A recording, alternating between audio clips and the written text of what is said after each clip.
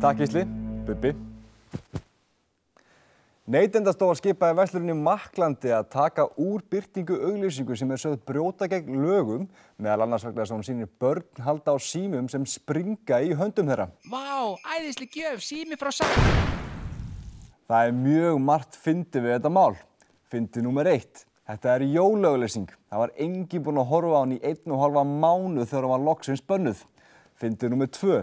Í bréfi Neytendastofu til eigenda Makklands kemur fram að auglýsingin sé til þess fallin að vekja þau hughrif hjá börnum að aðrir símar en iPhone geti sprungið með þeim afleiðingum að höfuð þeirra verði að beinagrind.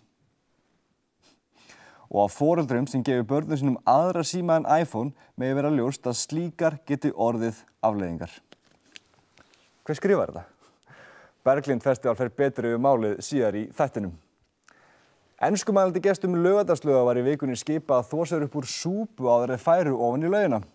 Þá var þeim bent á að í sturtunum væri að finna ókeypis súpu. Í ljós kom að þetta var bara mjög slæm þýðing á sápu, en hvað gerist ef maður vill ekki fara úr að neðan í sturtu? Very good, very good. You know something? No soup for you! Come back, 1 year! Stormur gekk yfir landið á miðvikudag. Veðurásin náði hápunkti þegar byggingakrani féll næstum því á hliðina. Hættuástand skapaðist í Bæjarlind í Kópavogi í dag þegar útlit var fyrir að byggingakrani myndi fjúka koll. Bein lýsing var frá storminum á vef RÚV og það óhætt að segja að hún hafi verið æsi spennandi. Sagt var frá rafmagnstruflun sem varð í skamma stund á Vestfjörðum og ljósamastri sem fauk á hliðina á Flateyri. Loks var talaði Gísla Einarsson sem var staddur á Mýrum og sagði ansi hvasst og leiðinda veður.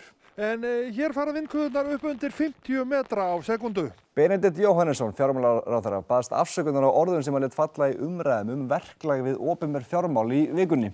Mér finnst áhugavert hverjir þeir eru sem sýna mestan áhuga á þessum umræðum.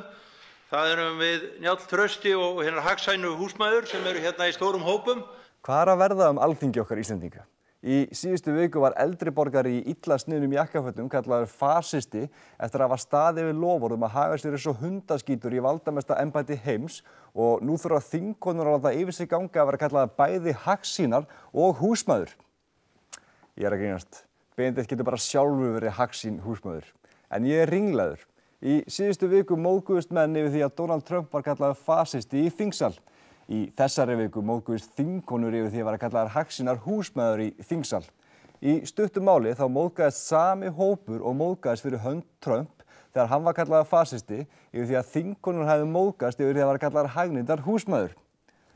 Og hér sitt ég, sármóðgaður yfir því að fólk sem móðgast auðveldlega skuli móðgast yfir því að annað fólk móðgist.